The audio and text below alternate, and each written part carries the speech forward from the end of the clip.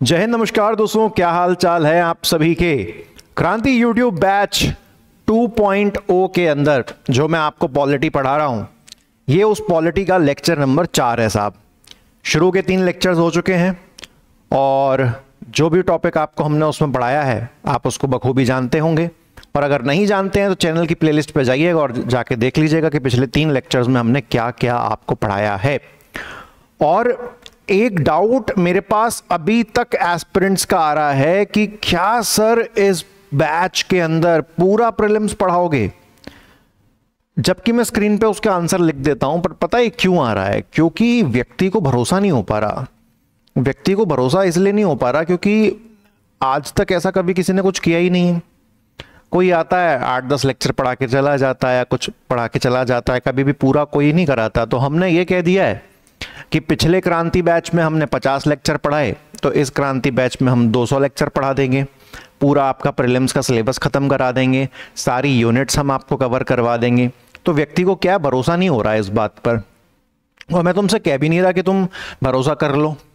समय निकलता जाएगा, मैं लेक्चर्स बनाता जाऊंगा और तुम्हारा भरोसा आता चला जाएगा।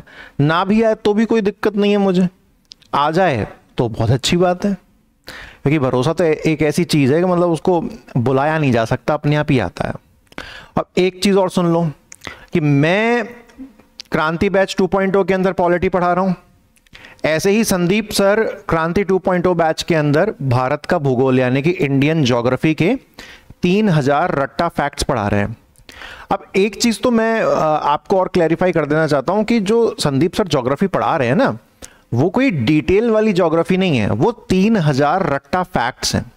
लेकिन उसके अंदर भी सर ने जहां जहां उपयोग करना है मैप्स का बहुत बखूबी यूज किया है। और अभी आप देखना कि जैसे जैसे उसमें और लेक्चर अपलोड होते जाएंगे तो उसमें मैप का जो उपयोग है वो और ज्यादा बढ़ता चला जाएगा, काफी उसका यूज होगा। बट वहां पे प्रॉब्लम ये है कि जो इंग्लिश मीडियम वाला एस्पिरेंट है उसको ये दिक्कत है कि बोले साहब कि हम तो इंग्लिश मीडियम के हैं और संदीप सर हिंदी में पढ़ा रहे हैं। तो भाई देखो, संदीप सर खुद भी हिंदी मीडियम के टीचर हैं, तो जितने भी हमारे साथ हिंदी मीडियम के स्टूडेंट्स कनेक्टेड हैं आपके लिए तो चांदी है, आप तो लूटो जम के।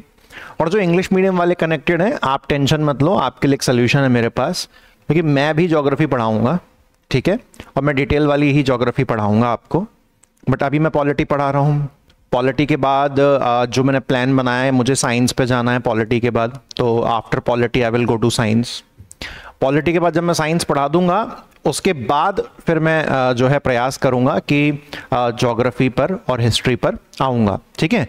तो आपको चिंता करने की सच कोई बात नहीं है, कोई भी चीज़ होगी आपको पूरा मज़ा आएगा, ठीक है साहब। चलो शुरू करें फिर। आज कौन सा टॉपिक शुरू करना है अपने को? आज अपने को मौलिक अधिकार, फंडामेंटल राइट शुरू करने हैं। स्क्रीन पर ऐसे पॉज करो, अगर नए हो और नहीं पता इस बैच के बारे में तो स्क्रीन पे पॉज करो और इसको पढ़ लो, तो आपको समझ में आ जाएगा कि ये बैच किस क्रांति का नाम है ना। अब आपने देखा होगा आज के ज़माने में क्या है कि बैचेस के जो नाम है ना वो ऐसे ऐसे रखे जाते हैं कि भगवान जाने क्या हो रहा है। तहलका, तबाही, भूचाल, और फिर यहाँ से फ्री होते तो महाभारत में चले जाते हैं। अर्जुन, कर्ण, द्रोण, भीम, युधिष्ठिर, तो इतने सारे बैचेस के आजकल नाम हो गए हैं कि समझ में ही नहीं आता कब क्या चल रहा है। लेकिन अपना केस तो सिंपल है, अपना तो एक ही चलेगा और वो है क्रांति। 1.0 हो जाएगा, इस साल 2.0 है, अगले साल 3.0 हो जाएगा, 4.0 हो जाएगा, 5.0 हो जाएगा बस। और प्रीलिम्स की पूरी तैयारी करने के लिए तुमको हमारा एप्लीकेशन, जो मोबाइल एप्लीकेशन है, डाउनलोड करने की कोई ज़रूरत नहीं है। बार बार मैं आपसे कह रहा हूँ, आप मोबाइल एप्लीकेशन डाउनलोड करके क्रांति बैच के बारे में वहाँ से इंक्वायरी पूछते हो तो भाई पूरा क्रांति बैच यूट्यूब पर है, कुछ नहीं करना तुम्हें, बस आके देखो, मज़े करो। एप्लीकेशन तब डाउनलोड किया करो जब मेंस पढ़ना हो मुझसे। मेंस का ऑनलाइन कोर्स मैं ऐप पर ही पढ़ाता हूँ, ठीक है ना, उसके लिए किया करो, प्रीलिम्स के लिए मत करो। प्रीलिम्स के लिए जिंदाबाद, ठीक है। चलो तो वाइट बोर्ड ओपन कर लें फिर अपना और मचा दें क्रांति बढ़िया वाली। चलो, अरे यार सॉरी, नो पे क्लिक करना था, कोई बात नहीं, एक बार लोड होने देते हैं इसको और फिर जो है इस पर लिखेंगे कहानी अपनी अच्छा, जैसे कि ये देखो, ये आज मेंस के ऑनलाइन कोर्स में ये चल रहा था टॉपिक। आज मैंने उसमें केंद्रीय सतर्कता आयोग पढ़ाया था। तो आप देखिए कि कहने को तो छोटा सा कमीशन है, कोई बहुत बड़ी चीज़ नहीं है, लेकिन हमने इसके बारे में खूब लिखवाया, हर एक चीज़, हर एक एक्ट को लिखवाया, हर एक बात को यहाँ पर हमने समझाया। तो देखो, जब मेंस का ऑनलाइन कोर्स होता है ना, तो उसमें हमारी जिम्मेदारी जो है ना, वो थोड़ी और ज़्यादा बढ़ जाती है साहब। और जब जिम्मेदारी थोड़ी और ज़्यादा बढ़ जाती है तो मेहनत भी और ज़्यादा करनी होती है। जिम्मेदारी तो खैर क्रांति बैच में भी कोई कम नहीं है, क्रांति बैच में भी बहुत जिम्मेदारी है। तो एक काम करें यार, इसको ना अपन यहाँ से इसको, इस वाली स्लाइड्स को डिलीट कर देते हैं ना। पुरानी स्लाइड्स रख के क्या करना, लेक्चर डिलीवर हो गया, बस लेक्चर में बातें बता दी। मैं, पता है, मैं ये कभी चाहता ही नहीं हूं कि कोई व्यक्ति सिर्फ मेरे नोट्स में से पढ़े।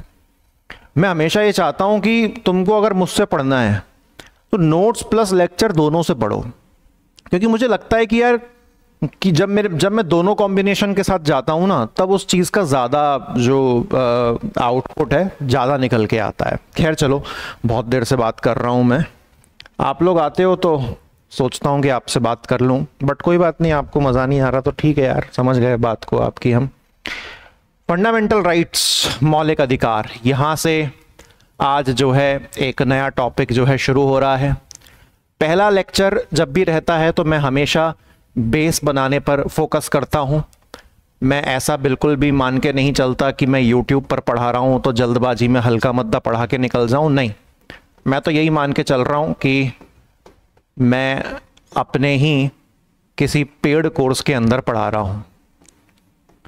लेवल वही रखना है, मौलिक अधिकार। ठीक है दोस्तों, इतना क्लियर हुआ। आओ इसके नीचे डिजाइन बना दें, ये हमारी पहचान है ये डिजाइन। अगर ये डिजाइन नहीं बन रही है तो मतलब कंटेंट हमने नहीं लिखा है। तो देखो साहब, सबसे पहले तो बेसिक बात कर लें कि जो मौलिक अधिकार है ये संविधान के किस भाग में आता है। ये संविधान के दोस्तों किस भाग में आता है, तो ये भाग नंबर 3 में आता है ना। भाग नंबर कितने में आता है, पार्ट नंबर 3 में आता है। ठीक, उसके बाद अगर दूसरी बात हम करें कि इसमें अनुच्छेद कौन कौन से आते हैं, आर्टिकल्स कौन कौन से कवर होते हैं, तो आर्टिकल्स इसमें साहब 12 से 35 तक कवर होते हैं। कहां से कहां तक कवर होते हैं, 12 से 35। तो 12 से 35 याद रखना और भाग नंबर 3 याद रखना, ये फंडामेंटल राइट्स के लिए जरूरी है। ठीक है, अच्छा। उसके बाद फंडामेंटल राइट्स के बारे में एक चीज कही जाती है, फंडामेंटल राइट्स के बारे में एक चीज कही जाती है कि जो फंडामेंटल राइट्स होते हैं, fundamental rights justiciable in nature होते हैं। कैसे होते हैं, जस्टिसिएबल इन नेचर। कैसे होते हैं, जस्टिसिएबल इन नेचर, यानी कि न्यायोचित होते हैं, न्यायोचित होते हैं। अब जब हमसे कोई बोल देता है कि साहब न्यायोचित होते हैं, जस्टिसिएबल होते हैं, तो उसका मतलब क्या है, न्यायोचित होने का, जस्टिसिएबल होने का मतलब क्या है। थोड़ा इसको हम इधर साइड करें। न्यायोचित होने का, जस्टिसिएबल होने का क्या मतलब है, मतलब कोई ऐसी चीज जो अगर टूट जाए, उसका वायलेशन हो जाए, उसका हनन हो जाए, तो आप अदालत में न्याय मांगने जा सकते हो। वहीं पर जब फंडामेंटल राइट के बाद जब मैं आपको डीपीएसपी पढ़ाऊंगा, राज्य के नीति निर्देशक तत्व, डीपीएसपी मतलब कुछ नहीं, सरकार की जिम्मेदारियां, तो आपको पता होना चाहिए कि डीपीएसपी न्यायोचित नहीं होती, जस्टिसिएबल नहीं होती। मतलब कल को सरकार अपनी जिम्मेदारियों को पूरा ना भी करे तो भी कोई दिक्कत नहीं है, आप सरकार को कोर्ट में घसीट नहीं सकते। लेकिन अगर कोई आपके मौलिक अधिकारों को तोड़ देता है, someone violets your fundamental rights, तो आप सीधे उसको घसीट के कहां ले जा सकते हो, अदालत में ले जा सकते हो। ठीक है, तो fundamental rights justiciable in nature होते हैं, यानी कि न्यायोचित होते हैं।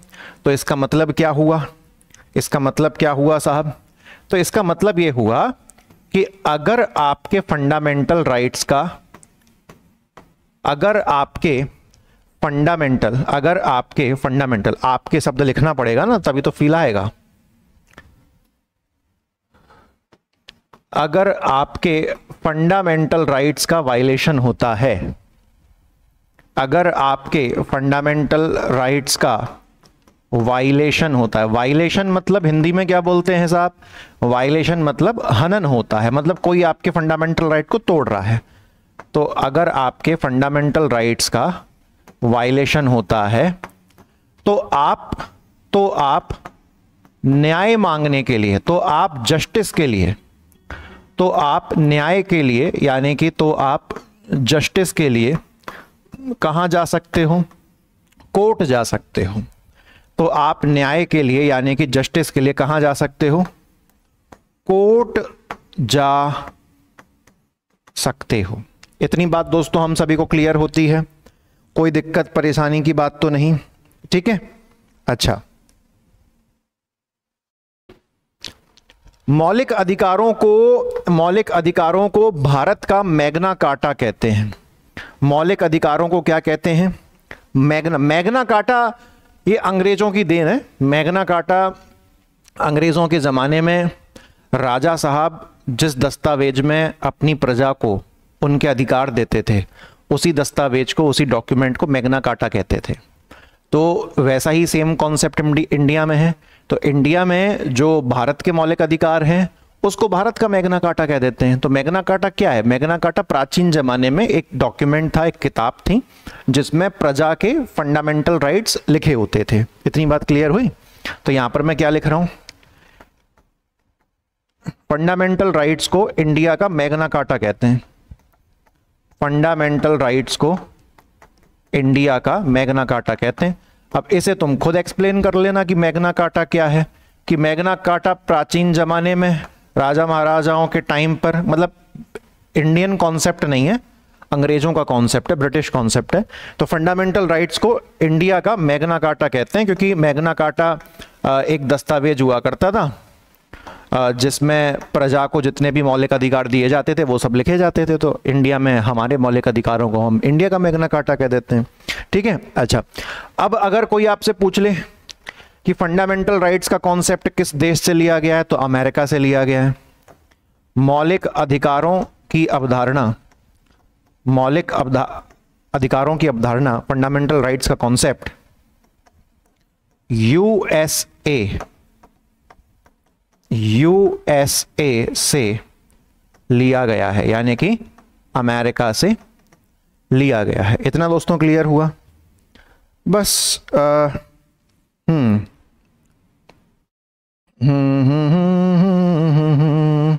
अब दोस्तों एक चीज देखो, आपकी जो लक्ष्मीकांत है ना, वो एक बहुत प्यारा शब्द लिखती है और ये प्रीलिम्स के एमसीक्यू में आ सकता है। क्वेश्चन कैसे बन सकता है कि जो फंडामेंटल राइट्स होते हैं इनको हमारे देश में किस विचारधारा को प्रमोट करने के लिए, किस विचारधारा का प्रचार करने के लिए मौलिक अधिकारों को बनाया गया है। समझ रहे हैं आप क्वेश्चन। अगले पेज पर चलूं, अगले पेज पर चलूं। देखो, इंडिया में फंडामेंटल राइट्स को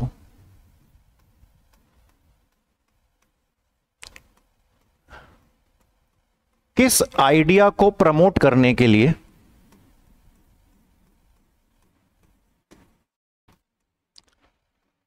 किस विचारधारा को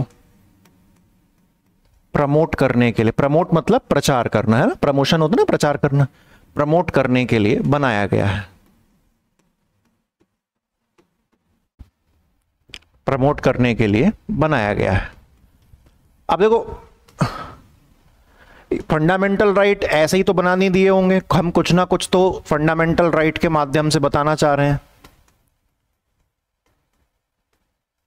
के लिए बनाया गया है। बड़ा सिंपल सा है क्वेश्चन, और यहां पर अजीब अजीब से शब्द आ जाएंगे, तो उसका जो सही आंसर होना आएगा, देखो मैं इसका आंसर बताता हूं आपको। एक चीज होती है, कॉन्सेप्ट होता है जिसको हम कहते हैं पॉलिटिकल डेमोक्रेसी। ये लक्ष्मीकांत में लिखा हुआ है, लक्ष्मीकांत में लिखा हुआ है पॉलिटिकल डेमोक्रेसी, यानी कि राजनीतिक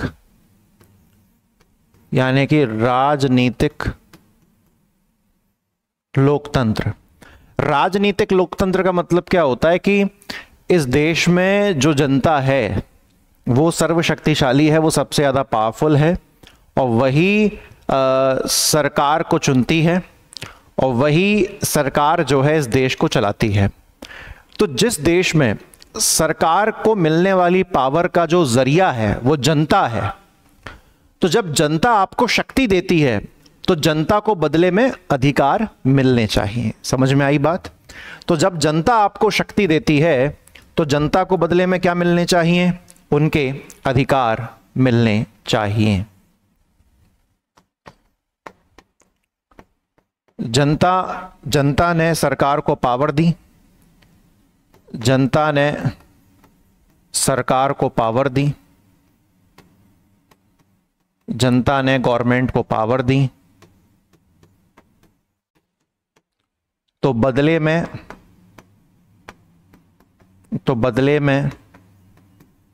जनता को कुछ अधिकार मिलने चाहिए। तो बदले में जनता को कुछ अधिकार मिलने चाहिए। ठीक है ना? ये कुछ क्वेश्चन आ जाते हैं हर बार प्रीलिम्स में, थोड़े हटके रहते हैं ना, तो ऐसे को डील करने के लिए आपको, है ना? अच्छा, फिर कभी कभार स्टेटमेंट में आया कि फंडामेंटल राइट के उद्देश्य क्या हैं। तो काफी सारे उद्देश्य अपने को याद में आते होंगे, नहीं? काफी सारे उद्देश्य अपने को याद में आते होंगे। अरे यार, ये पता नहीं क्या रायता फैलता है।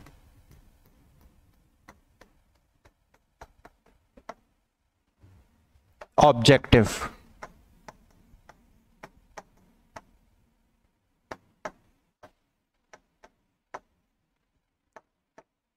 बहुत प्यारी चीज है जो आपको सही शब्दों में यूज करनी चाहिए। फंडामेंटल राइट का ऑब्जेक्टिव है साहब, government of law and not of man. अर्थात कि कानून की सरकार होनी चाहिए, लोगों की सरकार नहीं। सरकार कानून के आधार पर चलनी चाहिए, सरकार लोगों के आधार पर नहीं चलनी चाहिए। अगर सरकार कानून के आधार पर चलेगी तो मतलब लोगों को उनके मौलिक अधिकार मिलेंगे, और अगर सरकार लोगों के हिसाब से चल रही है तो मौलिक अधिकार तो भूल जाओ, कुछ नहीं मिलने वाला।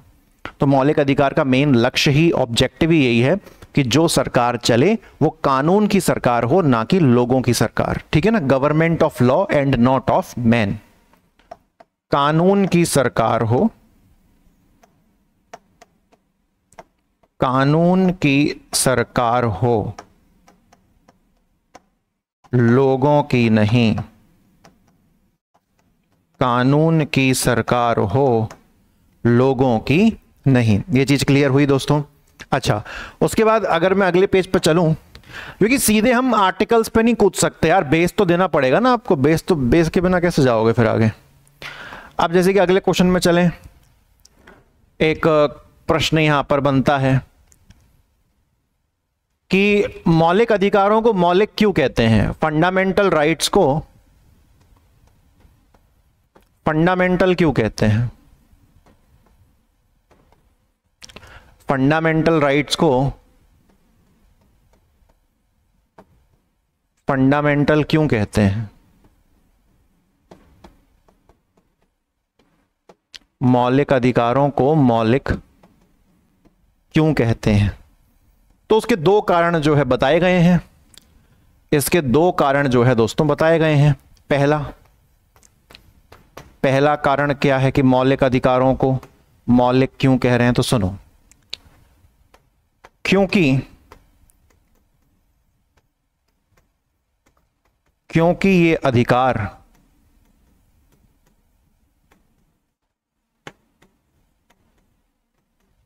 हमको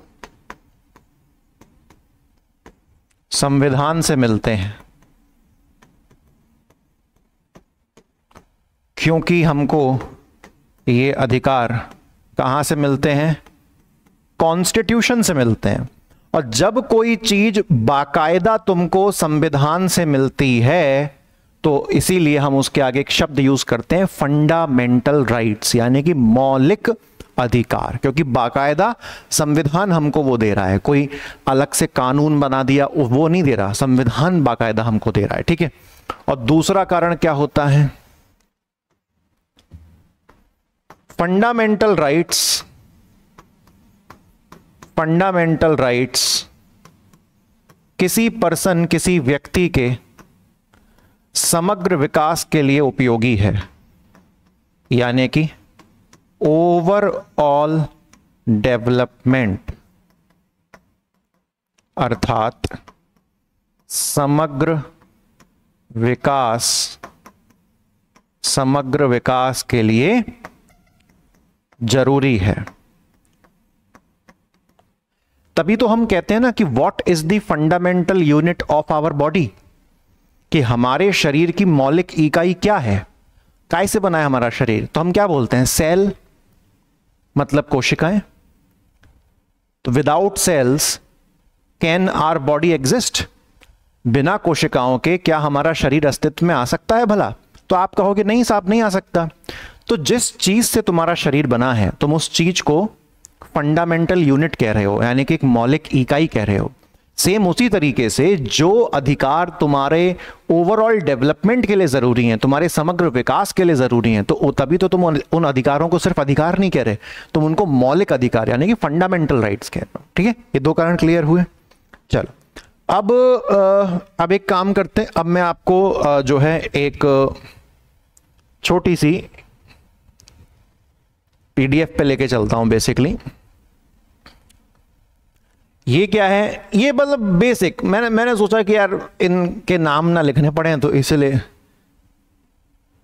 छोटा सा स्क्रीन पे लिख लेते हैं पहले से, है कि नहीं, ताकि हमको ना लिखने पड़े, थोड़ा सा समय बच जाएगा। और ऐसे बैठा था मैंने कहा चलो लिख दो यार, ऐसा तो लिखने में भी कोई ऐसा खास समय नहीं जाएगा। मैंने कहा समय है तो लिख दो यार, क्या बात है कि नहीं यार। कहाँ गया, तो ये आ गया अपने पास इधर।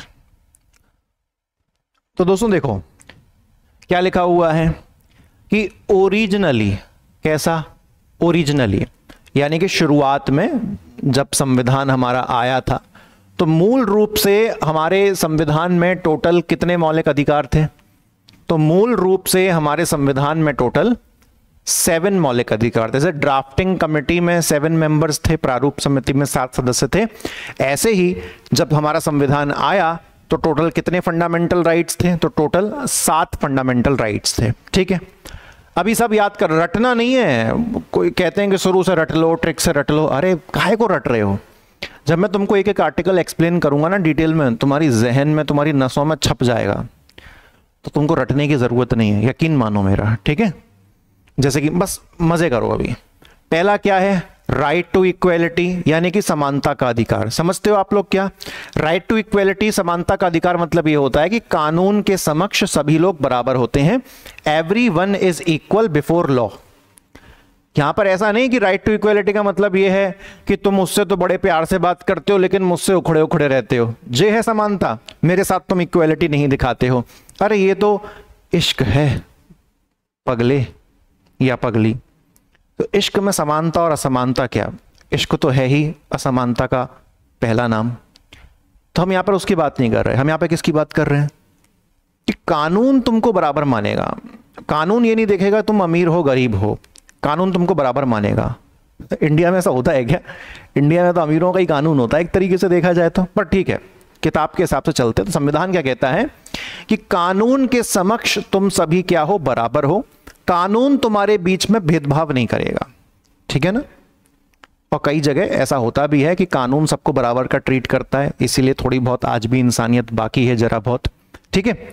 तो यहां पर इक्वेलिटी का मतलब क्या है कि कानून के सामने तुम सब और हम सब क्या हैं, बराबर हैं। तो ये देखो, जब तुम ये देखते हो ना कि टोटल कितने फंडामेंटल राइट है, तो तुमने कहा सर 7 फंडामेंटल राइट आपने पढ़ाए थे, लेकिन सर आर्टिकल तो बहुत सारे हैं। तो भाई देखो, एक फंडामेंटल राइट के अंदर ना काफी सारे कैटेगरीज भी आती हैं, है ना। तो इसलिए फंडामेंटल राइट की संख्या है ओरिजिनली 7, अब तो एक हट भी गया है, वो मैं आपको बता दूंगा अभी। तो ओरिजिनली कितनी संख्या थी? 7। लेकिन हर फंडामेंटल राइट की जो हेडिंग है फिर उसके अंदर भी काफी सारे पार्ट्स होते हैं, तो इसलिए आर्टिकल्स की संख्या ज्यादा होती है और फंडामेंटल राइट की संख्या कम होती है। इतनी बात समझ में आ गई? अच्छा, अब कुछ स्टूडेंट ये भी डाउट पूछते हैं कि सर आपने तो बताया था कि फंडामेंटल राइट का जो चैप्टर है वो 12 से लेके 35 आर्टिकल तक आता है, लेकिन यहां तो 14 से शुरू हो रहे हैं। क्योंकि दोस्त सुनो मेरी बात को, जो आर्टिकल 12 और 13 है ना, उसमें फंडामेंटल राइट्स के बारे में कुछ कुछ लिखा हुआ है। आर्टिकल 12 और 13 अपने आप में फंडामेंटल राइट्स नहीं है। समझ में आ गई बात? इसलिए हम स्टार्टिंग कहां से करते हैं?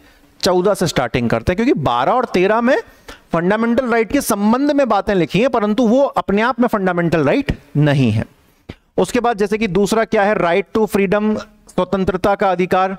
मैं जो चाहूं मुझे वो करने दो, मुझे हर चीज की आजादी होनी चाहिए, मुझे घूमने फिरने की आजादी होनी चाहिए, मुझे काम करने की आजादी होनी चाहिए। तो ये सारे क्या है? फ्रीडम वाला पार्ट। इस जब हम इसको खोल के डिटेल में पढ़ेंगे तब मजा आएगा। उसके बाद क्या है? राइट अगेंस्ट एक्सप्लॉयटेशन, यानी कि शोषण के खिलाफ अधिकार, कि कोई भी आपके साथ गलत ना करे, कि पुलिस वाले आपको पकड़ के ले गए, आपको कस्टडी में रखा, हिरासत में रखा, वो आपको आपका वकील नहीं बुलाने दे रहे, आपसे जबरदस्ती आपके खुद के ही खिलाफ जो है बयान दिलवा रहे हैं, तो ये शोषण हुआ ना। तो इसके खिलाफ भी आपके पास फंडामेंटल राइट मौजूद हैं।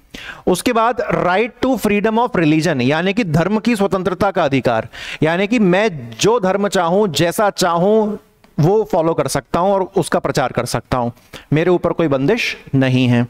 उसके साथ फिर पांचवा क्या है फंडामेंटल राइट में? कल्चरल एंड एजुकेशनल राइट्स, यानी कि सांस्कृतिक और शैक्षिक अधिकार। तो आपको पता ही है दोस्तों, इसमें कल्चर और एजुकेशन नाम से ही आप अपने को समझ में आ रहा है, ठीक है। उसके बाद राइट टू प्रॉपर्टी, जो कि आर्टिकल 31 में आता था, अब इसको क्या कर दिया गया है दोस्तों? अब इसको यहां से क्या कर दिया गया है? डिलीट कर दिया गया है। अभी ये भी कारण भी बताऊंगा कि इसको डिलीट क्यों किया, ऐसा क्या जो है सपने आए कि इसको डिलीट करना है। राइट टू प्रॉपर्टी, संपत्ति का अधिकार, अब इसको क्या कर दिया है? डिलीट कर दिया। अभी डिलीट करके कहां पहुंचा है अभी बताते हैं आपको। और जो 7वां अधिकार है दोस्तों, राइट टू कॉन्स्टिट्यूशनल रेमेडीज, यानी कि संवैधानिक उपचारों का अधिकार।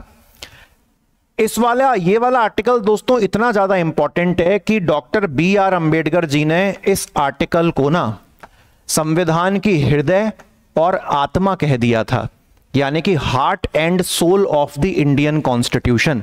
अब डॉक्टर BR अंबेडकर जी किसी चीज के लिए इतने बड़े शब्द यूज कर रहे हैं कि ये आर्टिकल 32 तो पूरे संविधान का दिल और आत्मा है। ऐसा क्या है आर्टिकल 32 में?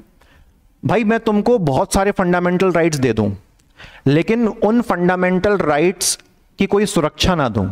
मतलब कहने को मैंने तुमको मौलिक अधिकार दे दिए हैं कि तुम्हारे पास ये सारे अधिकार हैं, लेकिन जब तुम्हारे उन अधिकारों को कोई तोड़ेगा तो मैं तुमको उसका कोई इलाज ना दूं। एक शब्द लिखा हुआ है ना, रेमेडीज, यानी कि उपचार। तो मैं तुमको ये बता दूं कि टेंशन मत लो, छाती पे खूब गोलियां खाओ, कोई टेंशन की बात नहीं है, लेकिन गोली खाने के बाद उपचार क्या करना है वो मैंने तुमको नहीं बताया। तो क्या फायदा? कहने को अधिकार दे दिए, कल को कोई भी आया उसने अधिकार तोड़ दिया, सुरक्षा मेरे पास मौजूद नहीं है, रेमेडीज मेरे पास मौजूद नहीं है, उपचार मेरे पास मौजूद नहीं है, तो मैं क्या करूं ऐसे फंडामेंटल राइट्स का? ऐसे तो हर कोई फंडामेंटल राइट्स लेके घूमेगा, कभी भी किसी को भी तोड़ देंगे, कोई सुरक्षा ही मौजूद नहीं है। तो ये जो आर्टिकल 32 है ना साहब, ये जो आर्टिकल 32 है ना, ये आपको क्या देता है? ये आपको प्रोटेक्शन देता है। अगर आपके फंडामेंटल राइट्स, अगर आपके मौलिक अधिकारों का हनन होता है, अगर आपके मौलिक अधिकारों का हनन होता है, अगर आपके फंडामेंटल राइट्स का वायलेशन होता है, तो ये आर्टिकल 32 आपको सुरक्षा प्रदान करता है। तो ये आर्टिकल 32 आपको प्रोटेक्शन देता है, यानी कि सुरक्षा प्रदान करता है। यह आपको सुरक्षा प्रदान करता है। इतना दोस्तों क्लियर हो गया? इसीलिए आर्टिकल 32 बहुत ज्यादा जरूरी है। क्लियर है ना बात?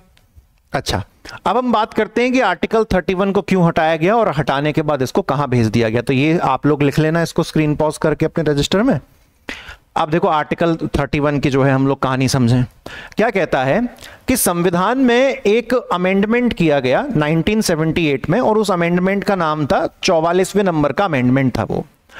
इस अमेंडमेंट के तहत क्या किया कि जो संपत्ति का अधिकार हुआ करता था अभी तक आर्टिकल 31 में, इस अधिकार को जो है उन्होंने फंडामेंटल राइट की कैटेगरी से हटा दिया। और हटाने के बाद आर्टिकल 31 से उठाकर कौन से आर्टिकल में डाल दिया? आर्टिकल 300A में डाल दिया। और अब उससे फंडामेंटल राइट का दर्जा छीन लिया और उसको एक कानूनी अधिकार का दर्जा जो है दे दिया गया। समझ में आया? तो अब आप कहोगे सर क्या ही फर्क पड़ा, पहले आर्टिकल 31 में था, फिर आर्टिकल 300A में चला गया, क्या दिक्कत है? पहले फंडामेंटल राइट था, अब लीगल राइट है। लास्ट में राइट शब्द तो लगा हुआ है, अधिकार पहले भी था, अधिकार आज भी है, अधिकार की वैरायटी बदल गई, आर्टिकल का नंबर बदल गया, क्या फर्क पड़ता है? फर्क पड़ता है बॉस। क्यों? समझो मेरी बात को। जब कोई चीज तुम्हारा फंडामेंटल राइट होती है ना, और कल को कोई तुम्हारा फंडामेंटल राइट तोड़ दे, तो तुमको यह करने की जरूरत नहीं है कि पहले तुम अपने जिला न्यायालय में यानी कि डिस्ट्रिक्ट कोर्ट में जाओगे, फिर वहां से तुम हाई कोर्ट में जाओगे, और फिर हाई कोर्ट से तुम सुप्रीम कोर्ट में जाओगे। ये नॉर्मल प्रोसीजर होता है।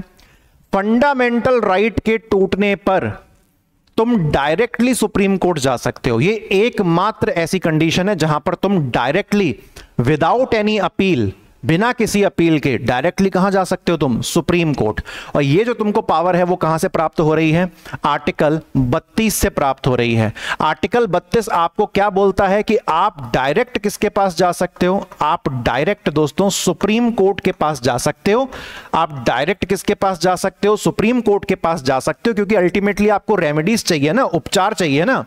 बस जब तुम आर्टिकल 32 का यूज करके डायरेक्ट सुप्रीम कोर्ट के पास जाओगे तो तुम्हारा जो केस है उसमें एक चीज जरूरी होनी चाहिए कि तुम्हारे फंडामेंटल राइट्स का वायलेशन, अर्थात तुम्हारे मौलिक अधिकारों का हनन होना जरूरी है। अन्यथा फिर तुम सुप्रीम कोर्ट कौन सी मुंह दिखाई कर ले गए हो? जब तुम्हारे मौलिक अधिकारों को किसी ने तोड़ा ही नहीं है तो तुम डायरेक्टली सुप्रीम कोर्ट के दरवाजे पर मुंह उठा के क्यों चले गए हो? तो कॉमन सेंस की बात है, मौलिक अधिकार टूटेंगे तभी सुप्रीम कोर्ट के पास डायरेक्टली जाएंगे। तो फंडामेंटल राइट के अंदर अगर कोई भी चीज लिखी है और उसको तोड़ दिया जाए तो तुम आर्टिकल 32 का यूज करके डायरेक्टली किसके पास जा सकते हो? सुप्रीम कोर्ट के पास तुम जा सकते हो। ठीक है, अब सुनो ये प्रॉपर्टी वाले केस में क्या होता था। मान के चलो सरकार को एक हाईवे तैयार करना है और उस हाईवे के बीच में तुम्हारा यहां पर एक घर आ रहा है। क्या आ रहा है? घर आ रहा है। यहां पर घर आ रहा है, या मान के तुम्हारा खेत आ रहा है। ऐसा होता है अक्सर, खेत आ रहा है। तो सरकार जब भी हाईवे तुम्हारे खेत से गुजारेगी तो तुम्हारे खेत को वहां से हटा दिया जाएगा और उस पूरी जगह पर क्या आ जाएगा? हाईवे आ जाएगा। सरकार तुमको बदले में कंपनसेशन देगी, मुआवजा देगी, और तुमको मार्केट रेट के हिसाब से अच्छा खासा पैसा दे देगी, बढ़िया वाला। बट तुम ये कह रहे हो कि नहीं, मैं अपना खेत बेचूंगा ही नहीं, ये खेत मेरा है, मुझे नहीं चाहिए पैसा वैसा, तुम रख लो अपना पैसा अपने पास, मैं अपना खेत नहीं बेचूंगा। तो चूंकि तुम अपना खेत नहीं बेचोगे तो फिर तो हाईवे का शेप सीधा नहीं दिखेगा, फिर तो हाईवे का शेप साफ कुछ ऐसा दिखेगा, एक ये रहा हाईवे और एक यूं जा रहा है हाईवे, क्योंकि यहां तुम्हारा खेत आ रहा है। खेत होने की वजह से अचानक से हाईवे क्या हो रहा है? पतला हो रहा है। तो बताइए ऐसा हाईवे बनेगा क्या? नहीं बनेगा। और तुम उस व्यक्ति से कुछ कह भी नहीं सकते जो अपना खेत बेचने के लिए मना कर रहा है। क्यों? क्योंकि उसका खेत उसकी प्रॉपर्टी है और उसकी प्रॉपर्टी उसका मौलिक अधिकार है, फंडामेंटल राइट। कौन से आर्टिकल के तहत? आर्टिकल 31 के तहत, जब आर्टिकल 31 हटा नहीं था।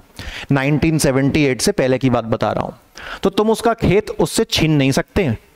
वो सीधे कहां चला जाएगा? सुप्रीम कोर्ट के पास चला जाएगा और बोलेगा ये मेरी संपत्ति है, मेरी संपत्ति, मेरा मौलिक अधिकार, आर्टिकल 31, सरकार उसको छीन रही है, मैं सुप्रीम कोर्ट आ गया हूं, मुझे इंसाफ चाहिए। और चूंकि वो उसका मौलिक अधिकार है तो सुप्रीम कोर्ट उसे इंसाफ देगी और वहां से हाईवे नहीं बन पाएगा, और अगर बनेगा तो कुछ ऐसा लकड़बग्गे की टांग जैसा बनेगा। समझ में आ रही है बात? तो घनी समस्या हो गई साहब। तो अब क्या किया जाए? तो सरकार ने एक रणनीति बनाई और सारे नेताओं से कहा कि अठे आओ, अठे बिराजो, बैठो। और सरकार ने कहा कि साहब ये वाला फंडामेंटल राइट ना हमको फंडामेंटल राइट के दर्जे से हटाना पड़ेगा, क्योंकि कहीं भी डेवलपमेंट का काम करो तो रुक जाता है। हर कोई अपना फंडामेंटल राइट कोरोना लेके आ जाता है, अपनी कोई प्रॉपर्टी बेचना नहीं चाह रहा, तो इसीलिए फिर इसको फंडामेंटल राइट की कैटेगरी से हटा दिया। अगर कोई भी आपसे पूछे कि इसको फंडामेंटल राइट की कैटेगरी से क्यों हटाया, बिकॉज ये देश के डेवलपमेंट के रास्ते में आ रहा था, देश का डेवलपमेंट नहीं हो पा रहा था, कोई अपनी प्रॉपर्टी पर हाथ नहीं लगाने दे रहा था, और अगर सरकार हाथ लगाती थी तो वो सीधे सुप्रीम कोर्ट पहुंच जाते थे, क्योंकि उनका फंडामेंटल राइट तोड़ा जा रहा है। लेकिन अगर इसको फंडामेंटल राइट की कैटेगरी से हम हटा देंगे और इसको हम किसी भी अधिकार की कैटेगरी में मान के चलो ना रखें, तो कल को कोई तुम्हारी जमीन गैर कानूनी तरीके से हड़प लेगा तो तुम्हारे पास तो संपत्ति से संबंधित कोई अधिकार ही नहीं है, तो तुम कुछ भी नहीं कर पाओगे। इसलिए सरकार ने कहा कि एक काम करते हैं, फंडामेंटल राइट की कैटेगरी से हटा देते हैं, ताकि ये देश के विकास, देश के डेवलपमेंट के रास्ते में ना आए, और हम एक काम करते हैं, इसको लीगल राइट बना देते हैं, यानी कानूनी अधिकार बना देते हैं कि अगर देश के डेवलपमेंट की बात है तो देखो हम आपकी जमीन बेच के आपको पैसा दे देंगे, बट अगर कोई आपकी जमीन डेवलपमेंट के रास्ते में नहीं आ रही है, वहां पे कुछ विकास नहीं हो रहा है, बस कोई गैर कानूनी रूप से आपकी जमीन को आपसे छीनना चाह रहा है, तो उस वक्त आपके पास कोई ना कोई अधिकार होना चाहिए। तो इसीलिए हम एक काम करते हैं कि मौलिक अधिकार की कैटेगरी से निकालकर हम इसको कानूनी अधिकार की कैटेगरी में डाल देते हैं, ताकि कोई भी गैर कानूनी तरीके से आपकी प्रॉपर्टी को ना हथिया पाए, और साथ ही अब आपकी संपत्ति देश के डेवलपमेंट के रास्ते में भी नहीं आएगी। तो आर्टिकल 31 को हटा दिया गया। कैसे हटाया? 44 नंबर का अमेंडमेंट किया गया 1978 में, और आर्टिकल 31 से हटा के 300A में डाल दिया, और मौलिक अधिकार का दर्जा हटा के कानूनी अधिकार का दर्जा दे दिया। क्लियर हो गया साहब? बढ़िया। और आर्टिकल 32 भी क्लियर हो गया कि आर्टिकल 32 आपके फंडामेंटल राइट जब टूटते हैं तो आपको सुरक्षा देता है, और आर्टिकल 32 का यूज करके एकमात्र आपके पास एक तरीका है जहां पर आप डायरेक्टली कैसे जा सकते हो, सुप्रीम कोर्ट के पास जा सकते हो, बिना डिस्ट्रिक्ट कोर्ट, बिना हाई कोर्ट, सीधे कहां? Supreme court. ठीक है, चलो साहब। अरे यार ये का फोटो खिंच गई, फोटो खिंच गई।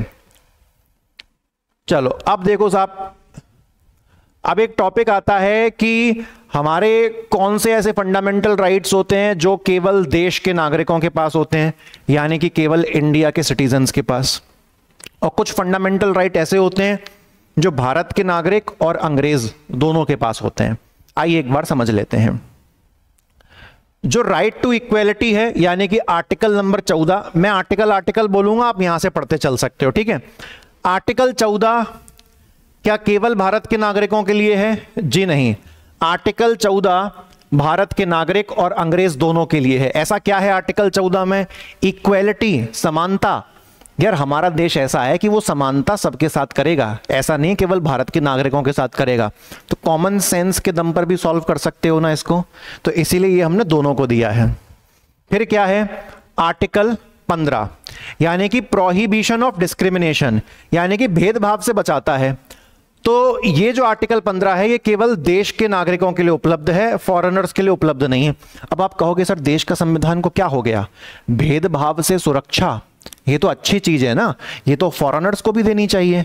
लेकिन सुन लो भाई मेरी बात, यहां पर क्या है कि धर्म, जाति, लिंग, जन्म स्थान, ये सब माना हमने बहुत जरूरी है, बट फिर भी ये अधिकार जो है आर्टिकल 15 ये केवल किसको दिया जाता है? भारत देश के नागरिकों को ही दिया जाता है। अभी रीजन भी जैसे मैं आपको बताऊंगा, जैसे मान के चलो यहां पर जैसे कि जन्म स्थान है, कोई व्यक्ति अपने बर्थ प्लेस से ही पता चलता है कि वो भारत का है या बेसिकली फॉरेनर है।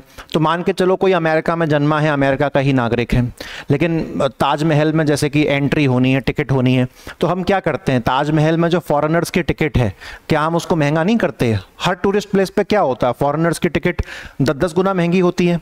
तो क्या ये भेदभाव? अगर हम फॉरेनर्स की टिकट वहां पर, अगर मान के चलो ये आर्टिकल 15 हम फॉरेनर्स को दे दें और फिर हम फॉरेनर्स से सेम जगह के लिए महंगी टिकट मांगें, तो फॉरेनर्स फिर ये कहेंगे कि देखो हमारे जन्म स्थान के बेसिस पर, हमारे जन्म स्थान के आधार पर हमारे साथ क्या हो रहा है? भेदभाव हो रहा है। चूंकि हम विदेश से आए हैं, हमारा जन्म स्थान विदेश में है, तो हमारे साथ डिस्क्रिमिनेशन हो रहा है, भेदभाव हो रहा है। तो वो भी फंडामेंटल राइट के आड़े में जो है लड़ जाएंगे, वो भी बिखर जाएंगे। तो इसीलिए सरकार ने फैसला लिया, संविधान निर्माताओं ने फैसला लिया कि यहां पर ये जो अधिकार है ना कि धर्म, लिंग, जन्म स्थान, यहां पर हम केवल अधिकार किसको देंगे, यहां केवल अपने देशवासियों को देंगे, फॉरेनर्स को नहीं देंगे। उसके बाद equality of opportunity in public appointment, यानी कि जो सरकारी नौकरियां होती हैं उसमें सभी को बराबर का अवसर मिलेगा। सभी को बराबर का क्या मिलेगा, बराबर का अवसर मिलेगा, यानी कि सरकारी नौकरियों में पार्टिसिपेट करने का जो मौका है सबको बराबर मिलेगा। हालांकि जो आरक्षण है वो इसका अपवाद है, एक्सेप्शन है, क्योंकि आरक्षण से क्या होता है कि जो पिछड़े वर्ग हैं उनको एक ज्यादा एडवांटेज मिलती है, तो उसको हमने एक एक्सेप्शन रखा है कि आरक्षण अलाउ करेंगे, जो पिछड़े वर्ग वाले हैं उनको एक्स्ट्रा एडवांटेज देंगे, उनको थोड़े से अवसर ज्यादा देने का प्रयास करेंगे क्योंकि वो पिछड़े वर्ग हैं। तो आप उसको आर्टिकल 16 के खिलाफ जाने वाली बात मत कहना, क्योंकि वो एक एक्सेप्शन है, उसकी इजाजत है, ठीक है। अदरवाइज कि अगर कोई व्यक्ति दोनों सेम कास्ट के ही हैं, कोई आरक्षण, दोनों के लिए आरक्षण बराबर है या दोनों कोई मान के चलो आरक्षण नहीं है, तो फिर उनके बीच में जो है भेदभाव का जो मामला है वो फिर नहीं किया जाएगा, दोनों को सरकारी नौकरी में बराबर का मौका दिया जाएगा। इतनी चीज क्लियर हुई। तो ये भी सिर्फ किसके लिए, देश के नागरिकों के लिए है। अगर हम फॉरेनर्स को भी सरकारी नौकरी में बराबर का मौका देंगे तो फिर बात कैसे बनेगी, अपने देश के लोगों को नौकरी तो दे लो पहले, फॉरेनर्स को तो बाद में मौका देना। तो ये भी किसके लिए, देखो 15 और 16, 14 वाला दोनों के लिए है, 15 और 16 केवल किसके लिए है, भारत के नागरिकों के लिए, ठीक है। इस तरह से अगर आप 17 वाला देखो, अस्पृश्यता, अनटचेबिलिटी, तो 17 वाला देखो, अनटचेबिलिटी तो किसी के साथ नहीं होनी चाहिए, छुआछूत किसी के साथ नहीं होनी चाहिए, इसलिए 17 वाला भी दोनों के लिए अवेलेबल है, ठीक है। अबॉलिशन ऑफ टाइटल्स, उपाधियों को हटा देना। हमारा देश का नागरिक और चाहे फॉरेनर, हम किसी को भी उपाधि नहीं लेने देंगे। अब फॉरेनर अपने देश में कुछ भी करे, कोई हमें मतलब नहीं, कितनी भी उपाधि ले, लेकिन सुन लो, अगर फॉरेनर भारत सरकार के पास नौकरी कर रहा है तो फिर उसे कोई भी उपाधि नहीं लेने दी जाएगी। तुम अपने फॉरेन में रहते हो, फॉरेन में जो कर रहा है वो करो, वहां पे कितने भी तुम टाइटल्स लो, हमें उससे मतलब नहीं है। लेकिन यहाँ पे फॉरेनर्स का मसला तब आता है जब फॉरेनर्स हमारे देश में सरकार के साथ काम कर रहे हैं और फिर कहीं और से टाइटल्स ले रहे हैं, उपाधियां ले रहे हैं, तो उसकी इजाजत नहीं है। और हमारे देश में तो खैर किसी को भी इजाजत नहीं है कि आप लिख के फिरो किंग ऑफ मिर्जापुर, अरे ऐसी किंग ऑफ मिर्जापुर, टाइटल्स नहीं ले सकते साहब। वो तो रख लेते हैं लोग, मुन्ना भैया है, मुन्ना भैया है, अमर है, तो कुछ भी करेगा। राइट टू फ्रीडम, स्वतंत्रता का अधिकार 19, ये केवल किसको है, भारत के देशवासियों को, ठीक है। एक यहां पर बहुत लोग फंसते हैं, राइट टू एजुकेशन, शिक्षा का अधिकार। राइट टू एजुकेशन जानते हो, आर्टिकल 21A, 6 से 14 साल की उम्र का जो बच्चा है उसको फ्री और कंपलसरी यानी कि निशुल्क और अनिवार्य शिक्षा मिलती है, ठीक है ना। तो ये हमने दोनों के लिए बनाया कि भाई जिसको आके मर्जी जो है पढ़ लो। तो इस तरह से दोस्तों जो ये टेबल है नीचे चलती चली जाएगी। अब मैं बाकी की टेबल आपको क्यों नहीं पढ़ा रहा हूं, उसका मैं आपको जवाब दे रहा हूं। क्यों? क्योंकि मैं आपको बड़ा सरल तरीका बता रहा हूं कौन सा आर्टिकल केवल इंडियंस के लिए है और कौन सा आर्टिकल दोनों के लिए है। देखो आर्टिकल कहां गया, आर्टिकल 15, 16, 19, 29 और 30 ये केवल भारत देश के नागरिकों के लिए हैं। इनके अलावा जितने भी फंडामेंटल राइट्स बच गए वो सब किसके लिए हैं, वो सब दोनों के लिए हैं। वापस सुनो दोस्तों मेरी बात, क्या बोला मैंने, कितने आर्टिकल्स बोले, 15, 16, 19, 29 और 30। रिपीट करो मेरे साथ, 15, 16, 19, 29, 30। 15, 16, 19, 29, 30। वापस से बोलिए वंस अगेन, टोटल 5 हैं, 15, 16, 19, 29, 30। How many, 15, 16, 19, 29, 30। बस ये 5 फंडामेंटल राइट ऐसे हैं जो सिर्फ और सिर्फ विशेष रूप से केवल किसके लिए अवेलेबल हैं, भारतीय नागरिकों के लिए अवेलेबल हैं। इनके अलावा जितने भी बच गए वो सब किसके लिए हैं, वो सब दोनों के लिए हैं, ठीक है ना। वापस सुन लो, तो आपको ऊपर वाली टेबल इतनी लंबी पढ़ने की जरूरत ही नहीं है। इनके अलावा जितने भी बच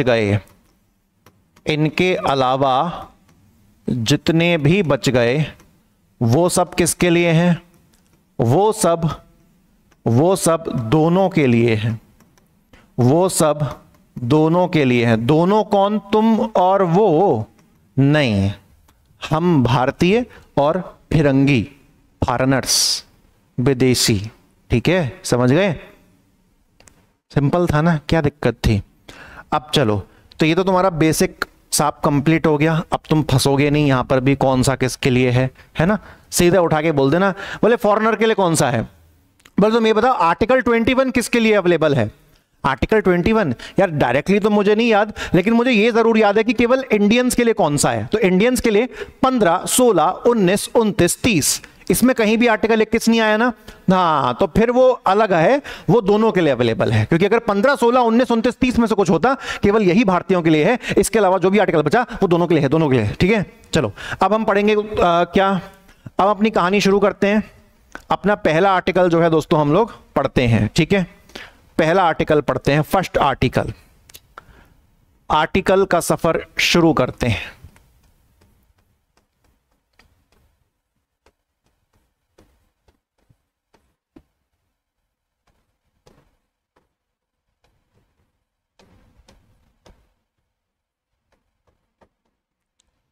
देखो अभी अगला प्रीलिम्स आने में ना, अगला प्रीलिम्स आने में 10 महीने हैं। मुझे 10 महीने प्रतिदिन आपको पढ़ाना है, प्रीलिम्स ही प्रीलिम्स, प्रीलिम्स ही प्रीलिम्स। तो बहुत तेज दौड़ने की कोशिश नहीं करूंगा, ऐसे पढ़ाऊंगा कि सब कुछ पढ़ाऊं, जल्दबाजी में नहीं। ऐसे तो मैं एक लेक्चर में पूरा फंडामेंटल खत्म कर सकता हूं, बस अपनी पीडीएफ लेके आऊंगा, टपा टप टपा टप टपा टप टपा टप, वही हाल दुनिया ने पढ़ा रखी है यूट्यूब पे, अपने को वो नहीं करना है ना। तो आर्टिकल का सफर शुरू करते हैं। कहां से कहां तक साहब? 12 से लेके 35 तक एक एक आर्टिकल में आपको मैं नंबर 1 बना दूंगा, ये मेरा वादा है, आपको टेंशन मत लेना। सबसे पहले दोस्तों बात करते हैं आर्टिकल नंबर 12 के बारे में। ठीक है, सबसे पहले मैं बात करूंगा आपसे आर्टिकल नंबर 12 कि अनुच्छेद 12 क्या कहता है।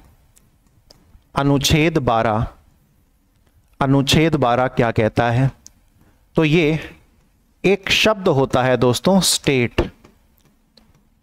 एक शब्द होता है क्या? स्टेट। तो स्टेट की परिभाषा बताता है। स्टेट की क्या बताता है? स्टेट की डेफिनेशन बताता है।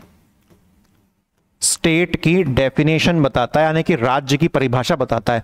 अब आप कहोगे सर राज्य की परिभाषा बताना कौन सी बहुत बड़ी बात है? राज्य मतलब हमारा मध्य प्रदेश, राज्य मतलब उत्तर प्रदेश, राज्य मतलब राजस्थान, राज्य मतलब छत्तीसगढ़, राज्य मतलब उड़ीसा। ये वो वाला राज्य नहीं है, यही तो लफड़ा है। क्या बोला, क्या बोल रहा है वो कि ये जो स्टेट शब्द है ना, ये जो स्टेट शब्द है ना, ये फंडामेंटल राइट्स में काफी बार यूज किया जाता है। ये फंडामेंटल राइट्स के टॉपिक में,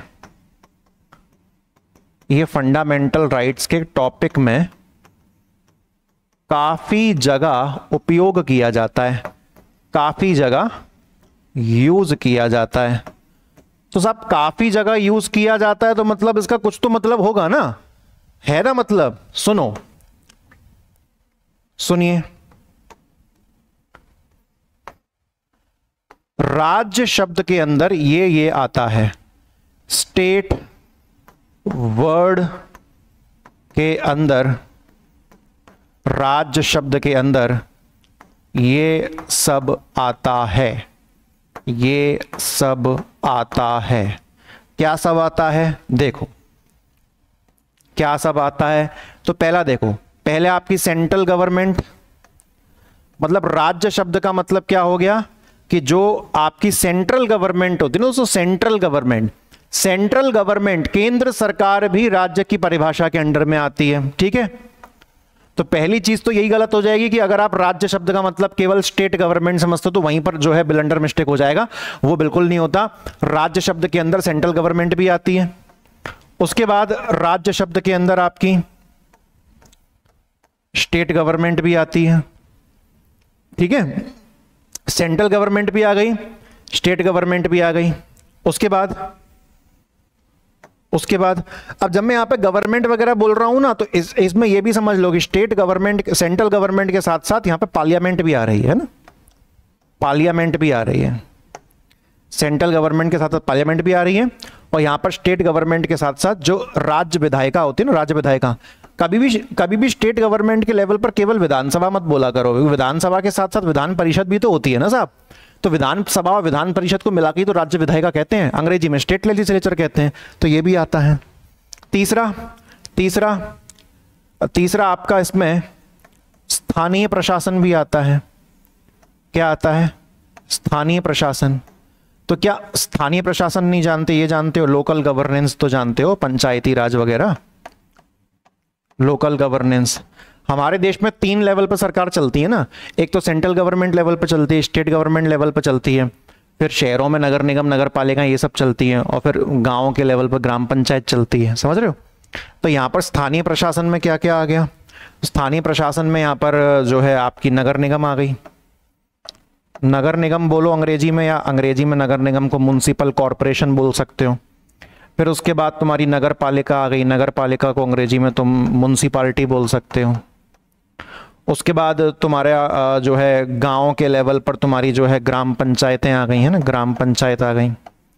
और भी बहुत कुछ आता है। लक्ष्मीकांत की किताब ने भी ETC लिखा हुआ है, एंड ऑफ थिंकिंग कैपेसिटी, कि इसके आगे नहीं हम सोचा था, हमसे इतना आप पढ़ लो। ठीक है, तो आपकी सेंट्रल, स्टेट और स्थानीय प्रशासन ये सब आ गया। उसके बाद तुम्हारी जो सरकारी कंपनीज होती हैं वो भी इसमें आती हैं। सरकारी कंपनी भी इसमें शामिल होती हैं, प्राइवेट वाली नहीं, सरकारी, नॉट प्राइवेट, प्राइवेट वाली नहीं, केवल सरकारी वाली। आप किसी भी कंपनी को सरकारी कंपनी कब कहते हो? जब किसी कंपनी में 50% से ज्यादा पैसा सरकार का लगा होता है। ठीक है ना? जब किसी कंपनी में मोर देन 50% पैसा, मोर देन 50% पैसा किसका लगा है? मोर देन 50% पैसा सरकार का लगा है। तो भाई जिस भी कंपनी में 50% से ज्यादा पैसा सरकार का होगा, सरकार उस कंपनी की मालिक बन जाएगी, और ऐसी सारी कंपनियों को सरकारी कंपनी कह देते हैं। ONGC है, oil natural gas corporation, air India है, तो ये सारी कंपनीज हैं। ठीक है ना? अच्छा, वो तो ऐसा मत सोचो, देखो एयर इंडिया के शेयर बेच दिए सरकार ने, तो एयर इंडिया के शेयर सरकार बेच देगी तो सरकारी कंपनी का टैग हट जाएगा, वापस खरीद लेगी सरकारी कंपनी का टैग फिर लग जाएगा। तो ऐसे रटो मत। LIC है, सरकारी कंपनी का टैग लगा हुआ है। और सुनोगे एग्जाम्पल, बैंक में ले लो, SBI है, तो जो भी सरकारी कंपनीज है ना, तो वो सब आएंगी। तो क्लियर हो गया ना? तो आर्टिकल 12 हमको राज्य की परिभाषा बताता है। ये राज्य की परिभाषा मतलब अंग्रेजी में इसको स्टेट कहते हैं। इसकी परिभाषा जानना इसलिए जरूरी है क्योंकि फंडामेंटल राइट में काफी बार इस शब्द का यूज किया गया है। इस शब्द का बिल्कुल भी मतलब स्टेट गवर्नमेंट या राज्य सरकार से नहीं है, क्योंकि इसके अंदर central government including parliament, state government including राज्य विधायिका, स्थानीय प्रशासन, लोकल गवर्नेंस, नगर निगम, नगर पालिका, ग्राम पंचायत, ये सब, और सारी सरकारी कंपनी भी इसमें आती हैं। क्लियर हो गया? चलो अब आगे बढ़े। आगे बढ़ के हम क्या समझें? आगे बढ़ के अगला आर्टिकल देखते हैं साहब। हैं, अगला आर्टिकल देखें। अगला आर्टिकल कौन सा आएगा? अगला आर्टिकल आएगा आर्टिकल 13। आर्टिकल 13 आएगा ना, आर्टिकल 13। तो आर्टिकल 13 क्या है? आर्टिकल 13 फिल्टर की तरह काम करता है। किसकी तरह काम करता है? आर्टिकल 13 फिल्टर की तरह काम करता है। फिल्टर बोले तो क्या? फिल्टर मतलब क्या यार? वो छन्नी। अब वो तो छन्नी कहते हैं कि छलनी कहते हैं, वो आप मुझे बता। छलनी तो फिर नहीं होगा, छन्नी, छन्नी या छलनी। अरे यार वो चाय छालने वाली जो भी होती है, कैसी दिखती है वो? ये अपनी ऐसे छलनी है, ये ऐसे अपनी छलनी है। ठीक है, इस छलनी का नाम क्या है साहब?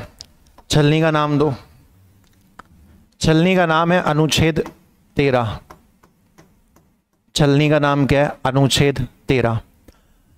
तो ये फिल्टर की तरह काम करते। क्या फिल्टर की तरह काम करती है? तो सुनो, देखो क्या बोला कि जो एक्ट बोल लो, लॉ बोल लो, अधिनियम बोल लो, कानून बोल लो, जो बोलना है बोलो, एक्ट बोलो, अधिनियम बोलो, क्योंकि यही ज्यादा सही शब्द है। पार्लियामेंट सेंट्रल लेवल पर किसी भी कानून को बनाने के लिए एक्ट बनाती है, अधिनियम बनाती है, और स्टेट गवर्नमेंट भी क्या करती है, किसी भी कानून को बनाने के लिए एक्ट बनाती है, यानी कि अधिनियम बनाती है ना। तो कोई भी एक्ट है या कोई भी कानून है, ठीक है, अगर वो फंडामेंटल राइट्स के विरुद्ध जाएगा, अगर वो फंडामेंटल राइट के अगेंस्ट जाएगा, तो फिर वो आर्टिकल 13, तो फिर वो आर्टिकल 13, अबे यार, तो फिर वो आर्टिकल 13 के इस फिल्टर को पार नहीं कर पाएगा। तो फिर वो आर्टिकल 13 के इस छन्नी को पार नहीं कर पाएगा, इस फिल्टर को। या मेरे हिसाब से छलनी होती है, छन्नी नहीं होती, छलनी होती है, पार नहीं कर पाएगा। अब तुम लोग यार कमेंट सेक्शन में लिखोगे सर वो छन्नी नहीं छलनी होती है, हाँ बस तुम फिर होशियार बनोगे। भावनाओं को समझो यार, तुम क्या मतलब कमेंट में लिखोगे सर छन्नी नहीं होती छलनी होती है, कल को कोई देखेगा तो क्या बोलेगा, मास्टर साहब को ये भी नहीं पता कि छन्नी होती है कि छलनी होती है। मैं इतना अच्छा पढ़ाने के बाद एक छन्नी पर अपनी बेइज्जती हो जाएगी। तो कमेंट सेक्शन में इज्जत का भाजी पाप मत करना प्लीज, ठीक है। अब देखो तो क्या बोला कि साहब चाहे सेंट्रल गवर्नमेंट मतलब चाहे पार्लियामेंट हो या स्टेट लेजिस्लेचर राज्य विधायिका हो, ये लोग किसी भी एक्ट को अगर बनाते हैं, ठीक है, तो वो एक्ट अगर किसी भी तरह से, वो कानून अगर किसी भी तरह से किसी फंडामेंटल राइट के विरुद्ध जा रहा है, तो फिर वो इस आर्टिकल 13 की छलनी को पार नहीं कर पाएगा, और फिर ऐसे कानून को हम शून्य घोषित कर देंगे, यानी कि जीरो घोषित कर देंगे। वो कानून जो है आगे बन नहीं पाएगा या आगे चल नहीं पाएगा। इतना क्लियर हुआ? तो देखो जैसे कि हम कुछ कानून बनाते हैं, जैसे कि देखो यहां पर हम लिखते हैं, काले से लिख दें, यहां पर हम लिखते हैं कानून नंबर 1, कानून नंबर 2, कानून नंबर 3 और कानून नंबर 4, ठीक है। ये सब कानून है, ठीक है, और इनमें से हम पहले ही बता देते हैं, इनमें से हम पहले ही बता देते हैं, उदाहरण के लिए हम पहले इनमें से बता देते हैं कि कानून 4 और कानून 5 ये फंडामेंटल राइट्स के अगेंस्ट जा रहे हैं। अभी ये भी बताऊंगा कि कौन डिसाइड करता है कि फंडामेंटल राइट के अगेंस्ट जा रहे हैं कि नहीं। तो ये फंडामेंटल राइट के अगेंस्ट जा रहे हैं। तो मुझे बताओ कि जो फंडामेंटल राइट के अगेंस्ट जाएगा क्या वो इसको पार कर पाएगा? चलो मान के चलो कानून, अच्छा कानून 5 तो है ही नहीं, ऐसी तैसी करा दी, कानून 5 तो है ही नहीं, कानून 5 है ही नहीं, इसको बोल देते हैं यार अपन कानून 1 बोल देते हैं, ठीक है। तो कानून 1 और कानून 4 जो है ये फंडामेंटल राइट के अगेंस्ट जा रहे हैं। और आपको पता है कि जो कानून फंडामेंटल राइट के अगेंस्ट जाएगा आर्टिकल 13 उसको कभी आगे बढ़ने ही नहीं देगा, उसका फ्यूचर ही खत्म कर देगा। तो कानून नंबर 4 जाएगा जाएगा जाएगा लेकिन रुक जाएगा। फिर कानून नंबर 1 छलनी को पार करने की कोशिश करेगा, नहीं कर पाएगा। लेकिन जो कानून नंबर 2 है साहब, जो कानून नंबर 2 है, ये फटाक से इस छन्नी को पार करके आगे जाके खुशियां मनाएगा, क्योंकि ये फंडामेंटल राइट के विरुद्ध नहीं जा रहा। सेम तरीके से जो कानून नंबर 3 है ये भी आगे जाके खुशियां मनाएगा, क्योंकि ये भी फंडामेंटल राइट के अगेंस्ट नहीं जा रहा। इतनी चीज क्लियर हुई? अब सुनो कि कौन डिसाइड करता है कि फंडामेंटल राइट के अगेंस्ट जा रहा है या नहीं।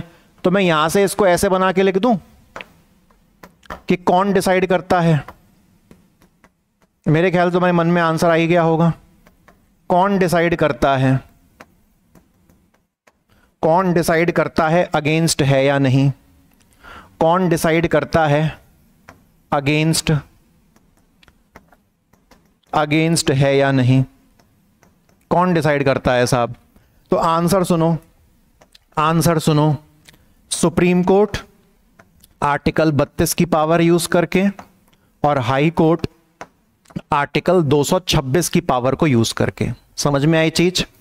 सुप्रीम कोर्ट और हाई कोर्ट की जो आर्टिकल 32 और 226 की पावर है ना, ये पता है किस चीज की पावर है? ये न्यायिक समीक्षा की पावर है। किस चीज की पावर है? न्यायिक समीक्षा की पावर है। वापस बोलो, किस चीज की पावर है? ये न्यायिक समीक्षा यानी कि जुडिशियल रिव्यू की पावर है। ध्यान से सुनना, बहुत बहुमूल्य चीज बता रहा हूं। जुडिशियल रिव्यू का मतलब हाई कोर्ट और सुप्रीम कोर्ट की वो शक्ति जहां पर वो किसी भी कानून को बन जाने के बाद जांच सकती है कि ये कानून कहीं फंडामेंटल राइट के अगेंस्ट तो नहीं जा रहा। वापस बोलो, कौन चेक करता है कि कोई भी कानून फंडामेंटल राइट के अगेंस्ट जा रहा है या नहीं? तो सुप्रीम कोर्ट और हाई कोर्ट। सुप्रीम कोर्ट कौन से आर्टिकल के तहत? 32। हाई कोर्ट कौन से आर्टिकल के तहत? 226। क्योंकि ये दोनों आर्टिकल सुप्रीम कोर्ट और हाई कोर्ट को क्या देते हैं? जुडिशियल रिव्यू यानी कि न्यायिक समीक्षा करने की पावर, जिसका मतलब ये होता है कि ये दोनों किसी भी कानून की जांच कर सकते हैं कि वो कानून कहीं फंडामेंटल राइट के अगेंस्ट जा तो नहीं रहा। और अगर वो फंडामेंटल राइट के अगेंस्ट जा रहा है वो कानून, तो ऐसे कानून को रोक दिया जाता है, आगे चलने नहीं दिया जाता। आर्टिकल 13 ऐसे कानून को क्या कर देता है? रोक देता है। ठीक है, चलो इतना क्लियर हुआ। अब तुम ये कहोगे कि सर जो आर्टिकल रोक दिए गए उनका क्या होगा? जो आर्टिकल रोक दिए गए उनको वर्तमान के लिए तो रोक दिया जाएगा, लेकिन इनको परमानेंट डिलीट नहीं करेंगे। क्या बोला? इनको डिलीट नहीं करेंगे। क्या बोला? इनको डिलीट नहीं करेंगे, रोकेंगे। डिलीट नहीं, बस रोक देंगे। तो आप सोचोगे कि सर जब रोक ही रहे हैं तो डिलीट ही कर दो, रख के क्या कर रहे हो? तो सुनो भाई, भविष्य का क्या पता कानून बदल जाए।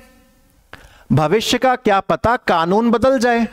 कल को कोई अमेंडमेंट आ जाए और वो अमेंडमेंट ये कह दे कि नहीं इस टाइप का कानून चलता है, कोई दिक्कत नहीं है, तो फिर वो कल को कानून चलने लगेगा। तो इसीलिए आप उसको रोक दो, साइड में रखो। भविष्य में कानून बदल गया या सरकार ने उसी कानून में कुछ बदलाव कर दिए तो फिर वो चलने लगेगा। पहले मान के चलो कि उस कानून के सिर पर 2 कांटे थे, बोले तुम राक्षस जैसी शकल के हो, तुम आगे नहीं जा पाओगे। तो भविष्य में अदालत ने कहा तुम राक्षस जैसी शकल के आगे नहीं जा पाओगे, फंडामेंटल राइट तुमको देख के डर रहे हैं, तुम आगे नहीं जाओगे, आर्टिकल 13 की छलनी को पार नहीं कर पाओगे। तो 1 साल बाद सरकार को याद आया कि यार इसके सींग काटो, यार इसको प्यारा बाबू बनाओ, है? तो प्यारा बाबू बन गया। फिर कौन प्यारा बाबू बन गया? कानून 4 और कानून 1 प्यारा बाबू बन गया। अब ये तो प्यारा बाबू बन गया है तो फंडामेंटल राइट प्यार करेंगे, इसको डरेंगे नहीं, तो फिर ये छलनी को पार कर जाएगा। तो फंडामेंटल राइट के अगेंस्ट वर्तमान में जा रहा है तो जरूरी नहीं कि भविष्य में भी जाए। भविष्य में हो सकता है कानून को सुधार दिया जाए और भविष्य में फिर उसको आर्टिकल 13 की छलनी से पार करवा दिया जाएगा। तो डिलीट करने की जरूरत नहीं है, बस रोक के रखो, साइड में रखो। ठीक है, आप सुनो। अब यहां पर जो बार बार एक शब्द यूज हो रहा है कानून कानून कानून कानून कानून, तो यहां पर किस किस टाइप के कानून शामिल किए जाएंगे वो आप समझ लो। ठीक है, तो आपकी जो किताब है लक्ष्मीकांत की वो बताती है हमको कि आर्टिकल 13 में कौन कौन से कानून जो है शामिल किए जाएंगे। ठीक है, अगले पेज पर मैं पता आपको आर्टिकल 14 से फिर अगले लेक्चर में पढ़ाऊंगा, क्योंकि वहां से तो फिर फंडामेंटल राइट शुरू हो रहे हैं, तो गाड़ी गति में आएगी, यहां पर अपना बेस बन जाएगा, तो फिर अगले लेक्चर से गतिमान हो जाओगे आप। 14 से छलांग लगा के कब 25-30 पहुंच जाओगे आपको पता भी नहीं चलेगा। ठीक है, वहां पर तो सुपर फास्ट गाड़ी चलती है। अब सुनो, आर्टिकल 13 के तहत आर्टिकल 13 के तहत आर्टिकल 13 के तहत लॉ यानी कि कानून शब्द के अंदर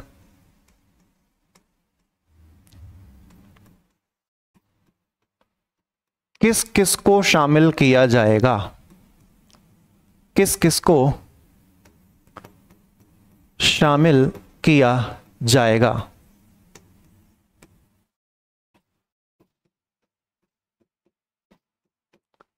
तो सुनो, ठीक है, तो सबसे पहले आते हैं अपने स्थायी कानून।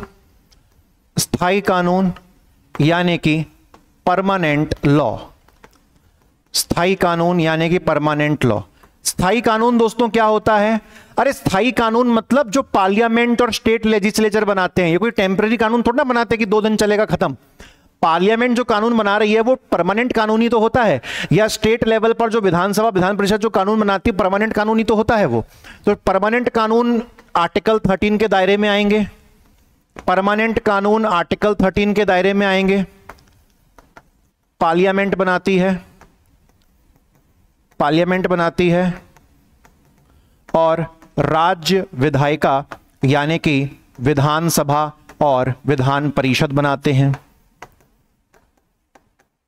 तो ये आर्टिकल 13 के दायरे में आएगा। दायरा समझते मतलब क्या है कि पार्लियामेंट ने कल को कोई भी कानून बनाया तो वो ऑटोमेटिकली आर्टिकल 13 के दायरे में आ जाएगा। मतलब उसको आर्टिकल 13 की छलनी से होके ही गुजरना पड़ेगा। कल को किसी स्टेट की विधानसभा या विधान परिषद ने कोई कानून बनाया तो वो ऑटोमेटिकली आर्टिकल 13 के दायरे में आ जाएगा और उसको उस छलनी से होकर गुजरना पड़ेगा, वो बच नहीं सकता। इसको कहते हैं दायरे में आना, ठीक है। उसके बाद फिर होते हैं दोस्तों टेम्पररी कानून। कौन से कानून होते हैं? टेम्पररी कानून। टेम्पररी, टेम्पररी कानून। टेम्पररी समझते हो? अस्थाई। टैंपररी तो सब समझते हैं यार। टेम्पररी मतलब अस्थाई। तुमको पता है कि जब भी पार्लियामेंट सेशन में नहीं होती, सत्र में नहीं होती, मतलब पार्लियामेंट वाले लोगों की मीटिंग नहीं चल रही है ना, तो मीटिंग नहीं चल रही है तो कानून भी नहीं बन पाएंगे। और कानून नहीं बन पाएंगे और मान के चलो उस समय कानून बनाने की कोई जरूरत आन पड़ी तो उस टाइम पे जो प्रेसिडेंट होते हैं वो एक तरह का टेम्पररी कानून बना देते हैं जिसको अध्यादेश यानी कि ऑर्डिनेंस कहते हैं। सेम तरीके से स्टेट लेवल पर जब विधानसभा और विधान परिषद सत्र में नहीं होते, सेशन में नहीं होते, मिल नहीं रहे होते, मीटिंग नहीं होती, बैठक नहीं होती है, वो मीटिंग बोल दिया सॉरी मीटिंग मतलब अलग चीज होती है, मीटिंग नहीं होती तो उस टाइम पर फिर जो स्टेट के गवर्नर होते हैं उनको फिर कानून बनाना पड़ता है जरूरत के अनुसार, तो वो भी फिर क्या पास कर देते हैं? ऑर्डिनेंस, अध्यादेश, ठीक है। तो टेम्पररी कानून की कैटेगरी में कौन कौन आ गया? अभी सब आगे सब पढ़ोगे आप ये डिटेल में। प्रेसिडेंट के ऑर्डिनेंस, प्रेसिडेंट के ऑर्डिनेंस यानी कि अध्यादेश और राज्यपाल के अध्यादेश, गवर्नर के ऑर्डिनेंस। समझ गए दोस्तों हम बात? ऑर्डिनेंस को हिंदी में क्या कहते हैं? अध्यादेश। तो प्रेसिडेंट ऑर्डिनेंस कब बनाते हैं? जब पार्लियामेंट सेशन में अर्थात सत्र में अर्थात मीटिंग वीटिंग नहीं चल रही होती। गवर्नर ऑर्डिनेंस कब बनाते हैं? जब स्टेट लेजिस्लेचर अर्थात राज्य विधायिका अर्थात विधानसभा और विधान परिषद सेशन में नहीं होते, सत्र में नहीं होता, मतलब मीटिंग वीटिंग नहीं चल रही होती है। तो उस टाइम पर जरूरत के अनुसार, ये जरूरत के अनुसार, आपने क्या देखा है कि हर साल ऑर्डिनेंस बनते हैं क्या? नहीं। पार्लियामेंट वालों को पता है कि अब हम कुछ महीने तक नहीं मिलेंगे तो एडवांस में कानून बना के जाओ। स्टेट लेवल पर भी विधानसभा विधान परिषद को पता होता है कि अभी हम कुछ महीने हमारी मीटिंग नहीं होगी तो पहले से कानून बना के जाओ। ये तो कोई अर्जेंट सिचुएशन आ गई हो तब फिर प्रेसिडेंट और गवर्नर जो है एक्शन में आते हैं। उसके बाद दोस्तों तीसरी कैटेगरी कौन सी है? तीसरी कैटेगरी है वैधानिक उपकरण। कौन सी कैटेगरी है? वैधानिक उपकरण। वैधानिक उपकरण यानी कि स्टैट्यूटरी या स्टैट्यूटरी जो भी आप बोलते हो, स्टैट्यूटरी इंस्ट्रूमेंट यानी कि वैधानिक उपकरण। वैधानिक उपकरण। अब इसमें क्या क्या लिखा हुआ है? इसमें लिखा हुआ है कि कोई लॉ मतलब कोई रूल, कोई ऑर्डर दे दिया, कोई नोटिफिकेशन जारी कर दिया, है ना, तो ये सारी चीजें इसमें आती हैं। जैसे जो कार्यपालिका होती है ना, एग्जीक्यूटिव, आपको पता है सेंट्रल लेवल पर भी एग्जीक्यूटिव होती है और स्टेट लेवल पर भी एग्जीक्यूटिव होती है। कौन होते हैं ये लोग? सेंट्रल लेवल पर पीएम और उनका मंत्री परिषद, काउंसिल ऑफ मिनिस्टर्स, और स्टेट लेवल पर सीएम और उनका मंत्री परिषद यानी कि काउंसिल ऑफ मिनिस्टर्स। तो आपको पता है इन्हीं को हम सिंपल भाषा में नेताओं को मिला के सरकार बोलते हैं। औपचारिक भाषा में हम उसे एग्जीक्यूटिव यानी कि कार्यपालिका बोल देते हैं। तो ये कभी कभार कोई रूल बना दिया इन्होंने या कोई नोटिफिकेशन जारी कर दिया तो ये सब भी आर्टिकल 13 के दायरे में आएगा, ठीक है ना, कि कोई रूल बना दिया। आप पूरा स्टेटमेंट लिखना, कार्यपालिका के द्वारा, एग्जीक्यूटिव के द्वारा बनाया गया कोई नियम यानी कि रूल, कोई जारी की गई कोई अधिसूचना यानी कि नोटिफिकेशंस, तो ये सारी चीजें जो है ईटीसी आदि, ये सारी चीजें इस कैटेगरी में आ जाती हैं। चौथी कैटेगरी क्या है? नॉन लेजिस्लेटिव सोर्सेस, यानी कि गैर वैधानिक स्रोत। अब गैर वैधानिक स्रोत में क्या है दोस्तों?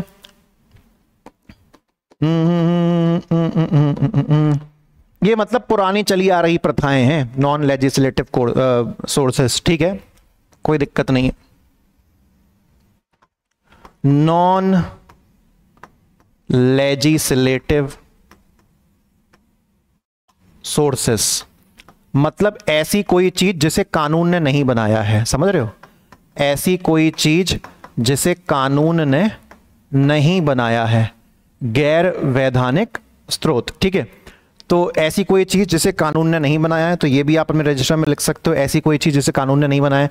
जैसे कि कोई प्रथा चली आ रही है, कोई प्रथा चली आ रही है, कोई कस्टम चला आ रहा है बहुत जमाने भर से, उसको लोग कानून की तरह ही यूज कर रहे हैं आज के टाइम पर, तो ऐसी चीजें भी आर्टिकल 13 के दायरे में आएंगी। ऐसी कोई प्रथा, ऐसा कोई कस्टम जो सदियों से चला आ रहा है, अगर उसकी वजह से भी किसी के फंडामेंटल राइट टूट रहे हैं, तो ऐसी किसी प्रथा, ऐसे किसी कस्टम को भी हम आर्टिकल 13 के छलनी से गुजार के उसको रोक देंगे, अगर वो फंडामेंटल राइट के अगेंस्ट जा रहा है तो दोस्तों ये है ना, आपका फंडामेंटल राइट्स का जो बेस है वो बनके हो गया है साहब, क्या वो बनके हो गया है तैयार। और मैं आपको बता दूं कि मैं पॉलिटी लक्ष्मीकांत से ही पढ़ाता हूं, मैं सोर्स अपना बदलूंगा नहीं, मुझे अच्छी लगती है लक्ष्मीकांत, बढ़िया लगती है, ठीक है। खरीदवा सब देते हैं, यूज कोई नहीं करता, बस उसको रीडिंग करते रहते हैं। रीडिंग नहीं, लिखना पड़ता है। मैं नहीं बनवाता रजिस्टर मेंस के कोर्स में, मैं तो कहता हूं किताब उठाओ, मैंने तुमको दिखाया था ना पहले भी, किताब उठाओ और इस तरीके से पर्चियां लगाओ। ये देखो पर्चियां लटक रही हैं बाहर, ये देखो हर पेज पे पर्चियां हैं, हर पेज पे पर्चियां हैं, हर पेज पे पर्चियां, भर भर के पर्चियां। तो तुम्हें क्या लगता है इस पर्ची में क्या लिखा है? जो भाषा मैं बोल रहा हूं ना अभी, सामान्य भाषा जो मैं बोर्ड पे लिख रहा हूं, ये तो खैर पूरी मेंस और प्री दोनों की है, तो इसीलिए तुमको इतना ज्यादा ये पर्चियां दिख रही हैं। बट प्री का भी तुम पढ़ोगे तो खूब बन जाएगी कहानी, समझ रहे हो बात को? चलो तो फिर बढ़िया है, ऐसे ही पढ़ते रहो, अपने प्यारे प्यारे नैनों से देखते रहो। इसी बात पे अर्ज किया है, तेरे मस्त मस्त जो नैन मेरे दिल का ले गए चैन, मेरे दिल का ले गए चैन, तेरे मस्त मस्त दो नैन, ताकते रहते तुझको सांझ सवेरे, नैनों में बसियां जैसे नैन ये तेरे, नैनों में बसियां जैसे नैन ये तेरे, तेरे मस्त मस्त दो नैन। जा रहा हूं भाई, डांस करने लगूंगा। मेरे दिल का ले गए चैन।